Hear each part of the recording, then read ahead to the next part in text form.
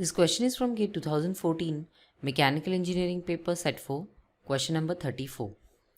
A uniform slender rod, 8 meter length and 3 kg mass, rotates in a vertical plane about a horizontal axis 1 meter from its end as shown in the figure. The magnitude of angular acceleration in radian per second square of the rod at the position shown is dash. So the rod is rotating about this pivot point. That is, there is a horizontal axis at this pivot point, and about this axis at the pivot point, the rod is rotating in a vertical plane. Let's assume the rotation of the rod to be clockwise. Mass of this is 3 kg and length is 8 meter. We can see total length is 8 meter. Pivot point is at 1 meter from one end. Of course, 7 meter from the other. And as the mass is 3 kg, the weight is going to act at the center of the rod downward, and it will be 3 times the acceleration due to gravity g, 3g. So let's solve this and find out the angular acceleration. Let's first mark some distances. So weight will be acting vertically downwards, 3 times g, we already discussed. This distance is 1 meter. From the center, this distance is half the length. So we can mark this as half of the length, that is 8 by 2, 4 meter. Now if this is 4 meter, this part is also 4 meter, and 4 meter can be further written like this. This to be 1 meter already given, and this part will be of 3 meter length. So we have determined the distance between pivot point and the center of the rod. Let's name these points to be P and C. So we see that distance PC is 3 meter. You'll see why we are marking all this. Now, as we have to find the angular acceleration, so the angular acceleration comes into picture when we write the torque, mass moment of inertia I, about the pivot point. It will not be about the center, it will be about the pivot point about which the rotation is taking place, into angular acceleration alpha. We can readily find out the angular acceleration alpha if we know the torque applied on the rod upon the mass moment of inertia of the rod about the pivot point.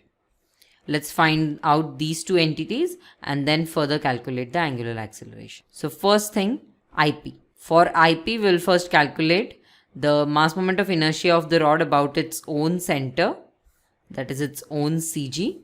It will be equal to ml square by 12. Because it's a rod, its mass moment of inertia is ml square by 12.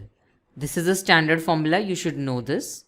Let's substitute. Mass is 3 kg, length is 8 meter, so 8 square divided by 12. When we calculate this, we get 16 kg meter square. It's mass moment of inertia, so the unit is kg meter square. Now, mass moment of inertia about pivot point will be equal to, using parallel axis theorem, the vertical axis passing through these 2 points is parallel to each other. So using parallel axis theorem, we have IP will be equal to IC plus mass of the rod into the distance between 2 points, that is PC square. Let's substitute. IC is 16 plus mass is 3 kg into this distance PC is 3 meter, we already saw, so it is 3 square. This comes out to be 3 square is 9, 9 into 3 is 27. 27 plus 16 gives us 43. Unit remains same, kg meter square, as it is just a sum. So we have IP now. We need to find torque T.